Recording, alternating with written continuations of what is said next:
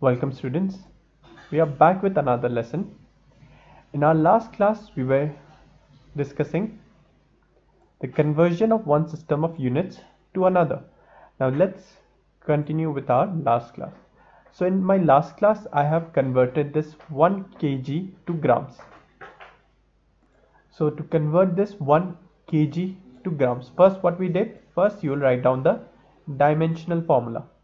After you write down the dimensional formula, you compare the powers. A corresponds to the power of m, B corresponds to the power of L, C corresponds to the power of T. Then you make a comparison chart. In this you write down the known unit, and in this one you write down the unknown unit. Here you write the mass of the known unit. It is how much? 1 kg. And here you write down the mass of the unknown unit. It is measured in grams. Now what you do, you balance this one. 1 kg is how much? 1000 grams. So you write down 1000 grams. Similarly, do it for the length also. Length is measured in meter in your SI system, and length is measured in centimeter in your CGS system. So again balance this one. Write down them in terms of one common unit. So you write down 100 centimeter here. Fine. Similarly, time T1 and time T2. Now here in this case you know N1 equals to 1, but you don't know the value of N2. To find out the N2, what you do is you use this formula. N2 equals to N1. N1 means this value 1 divided by M1 upon M2 to the power A. Similarly, L1 upon L2 to the power B, T1 upon T2 to the power C. Fine. Substitute the value of M1. M1 is how much? 1000. M2 is 1. L1 is 100. L2 is 1. Similarly, time T1 is 1. T2 is 1. Then substitute the powers. A equals to 1, B equals to 0, C equals to 0. Now after you simplify this, you will get N2 equals to 1000. So therefore 1 kg equals to 1000 grams. Okay. So this is one way you can convert your kg, which is an SI system, to your CGS system. Fine. This is one method. The second method is that if you directly know the order of 10 chart. Fine. If you know directly the order of 10 chart, what you do? Instead of writing kilo, just kilo means 1000. So multiply 1000 here. So you will get 1000 grams. So instead of doing all of this, what you can do is, if you are very familiar with this power of 10 chart, you directly substitute the value and you will get this one. Fine. But if you are unsure or uncertain with your result, what you can always do is follow this method. Fine.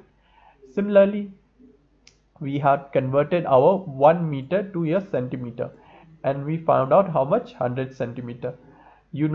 Centi means 10 to the power minus 2. 10 to the power minus 2. If I send it there, that means 1 meter should be how much? 100 centimeter. Fine.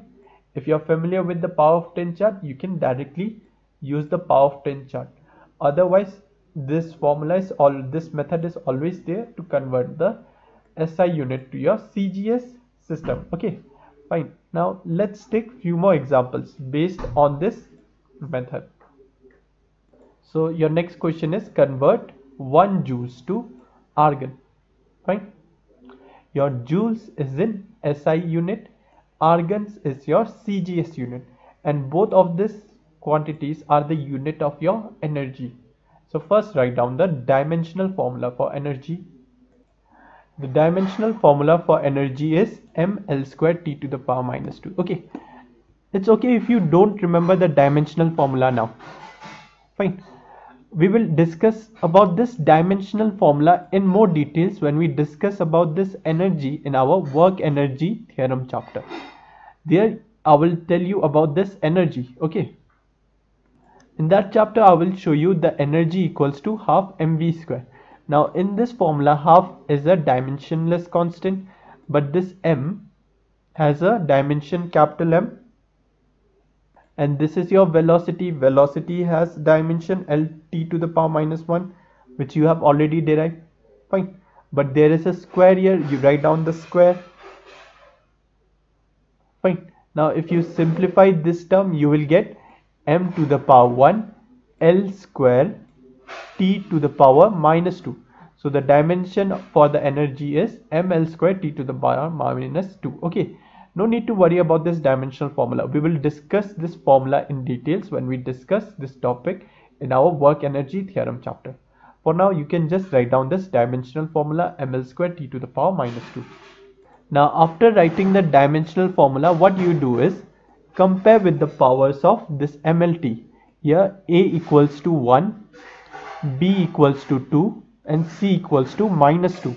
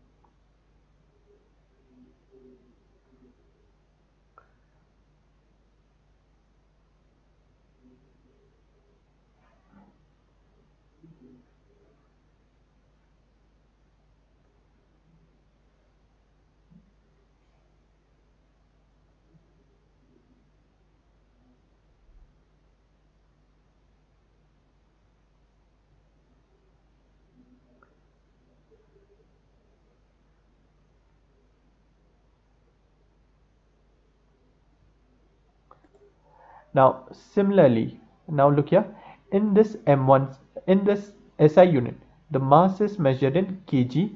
If you convert kg into grams, it is 1000 grams. In CGS system, the mass is measured in grams. Similarly, in your SI system, the length is measured in meter. Convert this meter into centimeter and you get 100 centimeter. In CGS system, you get length, you measure length in centimeter. In SI system, you measure time in seconds. Similarly, in CGS system, you measure time in seconds. Now, here in the SI system, it is given as 1 joule. This 1 is the magnitude, this joule is the unit. So what is the value of this magnitude N1? It is equals to 1. And here we have to find out the value of N2. Fine. So after making this comparison chart, what you have to do? You have to use this formula. Fine. So according to this formula, your N2 equals to N1. N1 equals to how much? 1. Fine. Now substitute this formulas. M1 equals to 10 to the power 3 and M2 equals to 1. Your A equals to the power 1. Substitute this one. Similarly, L1 is how much?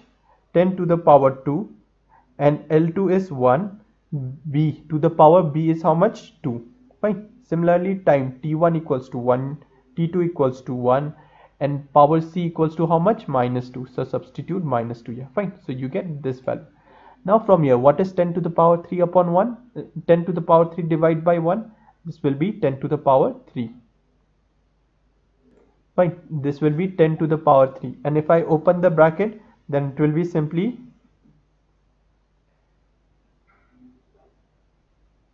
10 to the power 3. Now similarly, look here, you have 10 to the power 2 upon 1. So what this will give? It will give 10 to the power 2. Outside the bracket, how much is the power square? Fine. Now if I simplify this one, what will happen? This 2 and 2 will get multiplied from the law of exponents. So I have 10 to the power 4. Similarly, what is 1 upon 1? 1 upon 1 is 1. And what is 1 to the power minus 2? Anything to the power 1 will always be 1. Fine. So you have 1 multiplied by 10 to the power 3 multiplied with 10 to the power 4 multiplied by 1.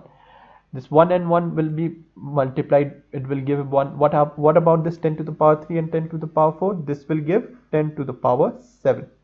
Fine. So how much is your value of N2? N2 equals to 10 to the power 7. Therefore, I can say my 1 joule equals to how much? 10 to the power 7 argons. This ERG stands for argons. So you have converted this 1 joule to, which is your SI system, to CGS system, 1 joules to 10 to the power 7 argons. Okay, now this is your method 1. Fine, this is the method 1. Okay, if you are familiar with the power of 10 chart, again you can use the method 2 here also. You know 1 joule equals to 1 kg meter square by second square. Okay, from where did I got this one? If you remember, I wrote the energy formula. Energy equals to half mv square. M is measured in kg, velocity is meter per second, but there is a square here, so it will be meter square upon second square. Fine. Now this is in MKS system. What you need to do, you need to convert into CGS system. So your CGS system, what will happen? Simply convert this kilo to grams. It will be 10 to the power 3 grams. Fine. Similarly, you know meter. Meter, if you convert into centimeter, it will be 10 to the power 2. Okay. Now, since there is a square, and if I open this square, what will happen? It will be 10 to the power 4 centimeter square by second square. From the law of exponents, I can write this one 10 to the power 7. 10 to the power 7 gram centimeter square by second square.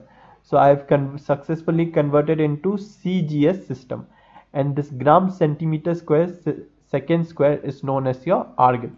So instead of writing this gram centimeter second square, I can simply write 10 to the power 7 argon. Fine. So this is your method 1, this is your method 2. Okay, you can use any method. Fine. This method 2 you use only when you are very familiar with the power of 10 chart. Otherwise you can use this method 1. Okay, to avoid any mistakes you can use this method 1, but to save time you can use your method 2. So you can take this question as your homework. You can convert this MKS system to CGS system. Fine. Find the value of N2 by using this method. Fine. So that's it for today's class. Thank you. And if you have any confusion, please don't hesitate to ask. I will re-explain it to you again. So again, thank you.